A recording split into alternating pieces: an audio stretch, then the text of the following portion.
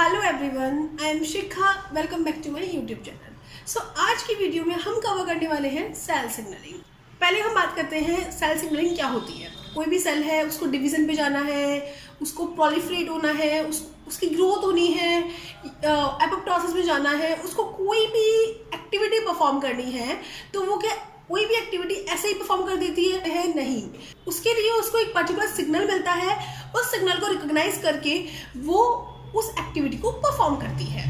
सो वो सिग्नल कहाँ से मिलता है? वो सिग्नल किसी भी सिग्नलिंग मॉलिक्यूल से मिलता है। उस सिग्नल को रिसीव करने के लिए सेल्स पे रिसेप्टर प्रेजेंट होता है। हर एक सेल के पास रिसेप्टर होता है कि वो एक पर्टिकुलर सिग्नल को, पर्टिकुलर लाइगेंड को रिकॉग्नाइज कर पाए। तो जिस सेल पे रिसेप्टर होता है उसको टारगेट सेल बोलते हैं। वो हमारी टारगेट सेल है, उसको टारगेट किया जा रहा है कि वो इस एक्टिविटी को परफॉर्म करे। इसकी वजह से ही उसको सिग्नल मॉलिक्यूल्स दिए जा रहे हैं। अब जो सेल सिग्नल मॉलिक्यूल्स को रिलीज करती है, कोई भी लाइगेंड कोई भी सिग्नल मॉलिक्यूल को रिलीज करती है, उसको सिग्नलिंग सेल बोलते हैं। वो सिग्नलिंग सेल कोई भी सिग्नल मॉलिक्यूल को रिलीज करेगी और टारगेट सेल के पास भेजेगी। टारगेट सेल उसको रिसेप्टर के थ्रू रिकॉग्नाइज करेगा और उस एक्टिविटी को परफॉर्म करेगा जो एक्टिविटी उस लाइगेंड की, उस सिग्नलिंग मॉलिक्यूल की है। अब सेल सिग्नलिंग 4 टाइप्स की होती है। Autocrine signalling. Autocrine signalling means cell खुद ही सिग्नलिंग सेल है, खुद ही टारगेट सेल है। सेल ने खुद ही एक लाइगेंड प्रोड्यूस किया और वो लाइगेंड बाइंड हुआ उसी के रिसेप्टर पे और उसने कोई भी एक्टिविटी परफॉर्म दिया, कोई भी रिस्पॉन्स दिया। That is autocrine signalling. Second आती है पैराक्राइन सिग्नलिंग। पैराक्राइन सिग्नलिंग में एक अलग सिग्नलिंग सेल है, एक अलग टारगेट सेल है। सिग्नलिंग सेल ने सिग्नलिंग मॉलिक्यूल रिलीज किया जो कि टारगेट सेल पे बाइंड हुआ और उसने रिस्पॉन्स दिया। अब वो जो सिग्नलिंग सेल है वो टारगेट सेल के नियर बाय प्रेजेंट है, नेबर में प्रेजेंट है। That is paracrine signalling. Third आती है हमारी एंडोक्राइन सिग्नलिंग। एंडोक्राइन सिग्नलिंग में कोई भी सेल्स ने, ग्लैंड ने हार्मोन प्रोड्यूस किया और उसको ब्लड में रिलीज कर दिया। देन और टारगेट सेल ने उसको रिसीव किया और रिसीव करके रिस्पॉन्स दिया। And fourth one is juxtacrine signalling. Juxtacrine signalling में सिग्नलिंग मॉलिक्यूल रिलीज नहीं होता। सिग्नलिंग सेल्स सिग्नलिंग मॉलिक्यूल को रिलीज नहीं करती। सिग्नलिंग मॉलिक्यूल सेल के सरफेस पर प्रेजेंट होता है एंड रिसेप्टर उसको सेल के सरफेस से ही रिकॉग्नाइज करता है। लाइगेंड यहाँ बाइंड है सिग्नलिंग सेल्स के सरफेस पे। That is juxtacrine signalling. ये था हमारा सिग्नलिंग का बेसिक। CSIR नेट JRF में ऑलवेज क्वेश्चन 3 to 4 सिग्नलिंग है, वहां से आते हैं। Just like GPCR signalling, RTK signalling, delta notch pathway, Jack-state pathway. तो हम इन सब पाथवे को हमारी वीडियोस में कवर करेंगे। इस वीडियो में हम स्टडी करने वाले हैं GPCR, जी protein coupled receptor pathway. So first हम पढ़ते हैं GPCR, जी प्रोटीन कपल्ड रिसेप्टर पाथवे। ये बहुत इंपॉर्टेंट पाथवे है। इससे every time CSIR NET JRF में क्वेश्चन आता ही आता है। सो फर्स्ट इस पाथवे के कंपोनेंट्स क्या क्या होंगे? सो फर्स्ट कंपोनेंट होगा कि इसमें रिसेप्टर प्रेजेंट होगा। रिसेप्टर प्रेजेंट होगा एंड वो जो रिसेप्टर है वो ट्रांस मेम्ब्रेन रिसेप्टर होगा। सेकेंड थिंग, वो रिसेप्टर हेप्टा हेलिकल रिसेप्टर होगा। हेप्टा हेलिकल मीन्स उसमें 7 हेलिकल चेन्स होंगी। थर्ड इज वो रिसेप्टर सरपेंटाइन रिसेप्टर होगा। Serpentine receptor means, serpentine means, serpenta means 7 helicals होंगे। हेप्टा हेलिकल होगा, सरपेंटाइन होगा। तो ये है हमारा रिसेप्टर। रिसेप्टर 7 टाइम पास हो रहा है प्लाज्मा मेम्ब्रेन को। 1 time, 2 time, 3 time, 4 time, 5 time, 6 time, 7 time. 7 time pass हो रहा है प्लाज्मा मेम्ब्रेन को। That is trans membrane receptor, hepta helical, serpentine receptor. And ये 7 टाइम जब पास हो रहा है तो ये 3 लूप्स का फॉर्मेशन कर रहा है। L1 loop, L2 loop, L3 loops. L3 loop longest loop होता है। तो ये है हमारा रिसेप्टर जो कि हमारा फर्स्ट कंपोनेंट है GPCR सिग्नलिंग पाथवे का। सेकेंड कंपोनेंट जो है हमारा इस सिग्नलिंग का वो है हमारा जी प्रोटीन। जी प्रोटीन प्रेजेंट होती है इस पाथवे में। अब जी प्रोटीन क्या होती है? जी प्रोटीन 300 अमाइनो एसिड की एक प्रोटीन है जो कि बाइंड होती है प्लाज्मा मेम्ब्रेन से। इसमें 3 कंपोनेंट होते हैं, G alpha, G beta, G gamma. G alpha, G beta, G gamma. G alpha and G gamma lipid anchoring होता है, ये लिपिड से अटैच होता है। जी बीटा लिपिड से अटैच नहीं होता। ओके, थर्ड क्या होगा? थर्ड हमारा होगा इसमें effector molecule. Effector molecule, effector molecule adenylyl साइक्लेज भी हो सकता है, ग्यूनाइल साइक्लेज भी हो सकता है, पीएलसी भी हो सकता है। डिपेंड करेगा लाइगेंड क्या है और सेल कौन सी है, उसके अकॉर्डिंग डिपेंड करेगा कि इफेक्टर मॉलिक्यूल एडिनाइल साइक्लेज होगा, ग्यूनाइल साइक्लेज होगा, पीएलसी होगा। फॉस्फोलाइपेज सी, ये हमारे 3 मेन कंपोनेंट है जीपीसीआर के। सो अब हम इसका पूरा पाथवे पढ़ते हैं कि कैसे कैसे लाइगेंड आया, क्या क्या एक्टिव हुआ, कैसे कैसे स्टेप्स आए, क्या क्या मैकेनिज्म था। ये हमारा रिसेप्टर है, 3 लूप्स है इसमें, L1 loop, L2 loop, L3 loop, and ji protein है एंड इफेक्टर मॉलिक्यूल हमने यहाँ पे एडिनाइल साइक्लेज ले लिया पहले। अब क्या होगा, जब लाइगेंड प्रेजेंट नहीं होता तो जी अल्फा से जीडीपी बाइंड होता है। जब लाइगेंड प्रेजेंट नहीं होता तो जी अल्फा से जीडीपी बाइंड होता है। बट जैसे ही लाइगेंड आया, लाइगेंड बाइंड होने की जो साइट है वो 6th और 7th लूप पे प्रेजेंट है। लाइगेंड बाइंडिंग साइट 6th और 7th लूप पे प्रेजेंट है। जब लाइगेंड आके बाइंड हुआ तो रिसेप्टर के स्ट्रक्चर में कुछ चेंजेस आए। जो L3 लूप था उसके स्ट्रक्चर में चेंज आया और वो L3 लूप टच हो गया। L3 लूप टच हो गया किसको? जी प्रोटीन को। जी प्रोटीन में भी जी अल्फा को।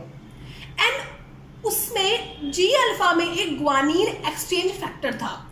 जी अल्फा में एक ग्वानिन एक्सचेंज फैक्टर था। ग्वानिन एक्सचेंज फैक्टर क्या करता है? ऐड कर देता है फॉस्फेट। सो जीडीपी कन्वर्ट हो गया जीटीपी में, जीडीपी कन्वर्ट हो गया जीटीपी में। अब क्या होता है, जब जी अल्फा से जीडीपी बाइंड होता है तो जी अल्फा की जो एफिनिटी होती है वो हमारी जी बीटा के लिए एंड जी गामा के लिए होती है। बट जैसे ही जी अल्फा से जीटीपी बाइंड हो गया, जैसे ही जी अल्फा से जीटीपी बाइंड हो गया तो उसकी एफिनिटी लूज हो जाती है। जी अल्फा की एफिनिटी लूज हो गई जी बीटा एंड जी गामा के लिए। तो जी अल्फा यहां से लीव कर जाता है और जी अल्फा आके बाइंड होता है किस पे? एडिनाइल साइक्लेज पे या इफेक्टर मॉलिक्यूल पे। जब जी अल्फा बाइंड होता है एडिनाइल साइक्लेज पे तो वो एडिनाइल साइक्लेज को एक्टिव कर देता है। जब जी अल्फा बाइंड था जीडीपी से तो वो इनएक्टिव था। जैसे ही उसमें जीडीपी आया तो वो एक्टिव बन गया। अब वो एक्टिव बन गया है, वो बड़ा इंसान बन गया है, उसने जी बीटा को एंड जी गामा को छोड़ दिया, उसकी एफिनिटी लूज हो गई उसके लिए और वो जाके बाइंड हो गया एडिनाइल साइक्लेज से। एडिनाइल साइक्लेज जो कि फैक्टर मॉलिक्यूल था और उसने एडिनाइल साइक्लेज को एक्टिवेट कर दिया। एंड एडिनाइल साइक्लेज क्या है? एक एंजाइम है जो कि कन्वर्ट कर देता है एटीपी को साइक्लिक एएमपी में। एटीपी से 2 फॉस्फेट रिमूव करके उसमें बॉन्ड बना देता है जिसकी वजह से वो साइक्लिक फॉर्म लेता है एंड साइक्लिक एएमपी बन जाता है। सो अब एटीपी से साइक्लिक एएमपी बन गया। ये साइक्लिक एएमपी क्या करता है? पीकेए को एक्टिवेट करता है। पीकेए में 2 सब यूनिट होती हैं, 2 रेगुलेटरी सब unit, 2 catalytic sub unit. Regulatory सब यूनिट कैटालिटिक सब यूनिट को सप्रेस करके रखती है। बट जैसे ही साइक्लिक एएमपी बाइंड होता है रेगुलेटरी सब यूनिट से, कैटालिटिक सब यूनिट एक्टिव हो जाती है। एंड जैसे ही ये कैटालिटिक सब यूनिट एक्टिव हो गई तो ये कैटालिटिक सब यूनिट एक्ट करती है as a protein kinase. Catalytic sub unit का जो वर्क है, फंक्शन जो है वो एज अ प्रोटीन काइनेज है। काइनेज मीन्स वो फॉस्फेट ऐड करेंगे किसी भी मॉलिक्यूल पे। फॉस्फेट ऐड करेंगे इट मीन्स उस मॉलिक्यूल को एक्टिव करेंगी। तो ये प्रोटीन काइनेज है। प्रोटीन काइनेज में भी serine threonine kinase. So catalytic molecule activate हो गया, प्रोटीन काइनेज एक्टिवेट हो गया, सीरीन थ्रियोनिन काइनेज एक्टिवेट हो गया। ये कैटालिटिक सब यूनिट न्यूक्लियस में जाएंगी। न्यूक्लियस में जाके क्रैब प्रोटीन होती है, cyclic AMP response element binding protein. Crab protein को ये फॉस्फोराइलेट कर देती है, क्रैब प्रोटीन को ये फॉस्फेट ट्रांसफर कर देती है जिसकी वजह से क्रैब प्रोटीन एक्टिवेट हो जाती है। अब ये क्रैब प्रोटीन जैसे ही एक्टिव हुई, क्रैब प्रोटीन बाइंड करती है क्रैब बाइंडिंग प्रोटीन से, CBP से, क्रैब बाइंडिंग प्रोटीन से। एंड देन ये दोनों मिलके रिस्पॉन्स देती है। तो इस तरीके से जैसे ही लाइगेंड आया वो रिसेप्टर पे बाइंड हुआ तो एक सिग्नलिंग पाथवे एक्टिव हो गया और वो लाइगेंड जो इन्फॉर्मेशन लाया था उस लाइगेंड की जो प्रॉपर्टी है उसने उसको एक्टिवेट किया और वो रिस्पॉन्स आया, वो फंक्शन आया, सेल ने वो एक्टिविटी परफॉर्म करी। सो हमारा फर्स्ट स्टेप क्या हुआ, लाइगेंड आया। लाइगेंड आता है तो कॉन्फॉर्मेशन चेंज होती है L3 लूप की। जब हमारी L3 लूप की कॉन्फॉर्मेशन चेंज हुई तो L3 लूप ने कांटेक्ट किया G अल्फा प्रोटीन से। G अल्फा प्रोटीन में ग्वानिन एक्सचेंज फैक्टर था। क्या था, ग्वानिन एक्सचेंज फैक्टर था जो कि एक्टिवेट हो गया। जैसे ही ग्वानिन एक्सचेंज फैक्टर एक्टिवेट हुआ तो उसने फॉस्फेट ट्रांसफर कर दिया GDP को। ऑलरेडी G अल्फा प्रोटीन में एक GDP था, उसको फॉस्फेट ट्रांसफर कर दिया तो वो GTP बन गया। जब वो GTP बन गया तो अब G अल्फा एक्टिव हो गया। G अल्फा एक्टिव हो जाता है तो उसकी एफिनिटी G बीटा के लिए एंड G गामा के लिए रिड्यूस हो जाती है।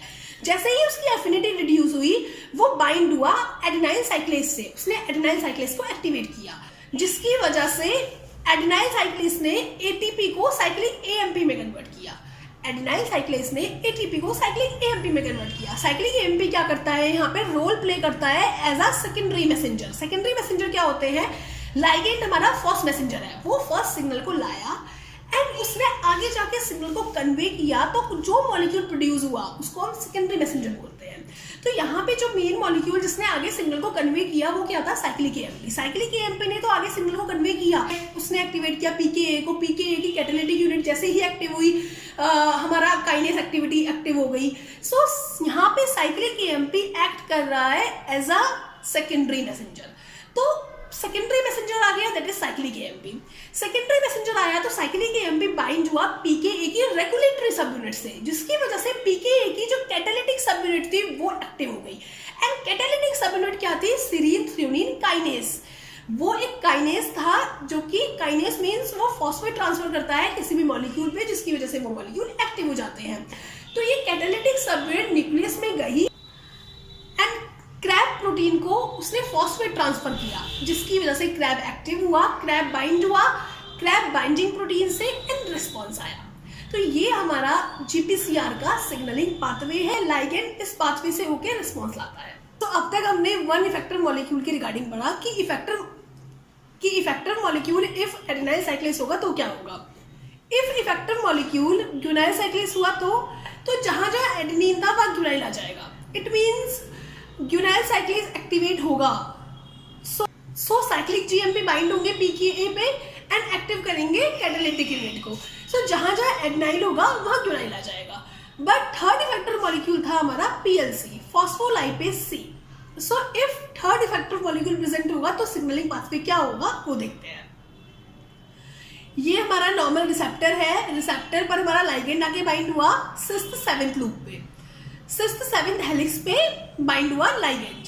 देन वही सब हुआ, सेम प्रोसेस हुआ कि जो L3 लूप था उसने टच किया G प्रोटीन को जिसकी वजह से G अल्फा एक्टिवेट हो गई बिकॉज GTP से GTP एक्सचेंज हो गया।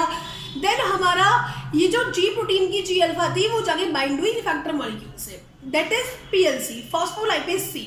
एक बार फॉस्फोलाइपेज C एक्टिवेट होता है तो फॉस्फोलाइपेज C एक्टिवेट करता है PIP2 को, फॉस्फोइनोसिडॉल डाइफॉस्फेट को। जब फॉस्फोइनोसिडॉल डाइफॉस्फेट एक्टिवेट होता है तो वो एक्टिवेट करता है IP3 को एंड DAC को, डाइएसाइल ग्लिसरॉल को एंड इनोसिटॉल ट्राइफॉस्फेट को।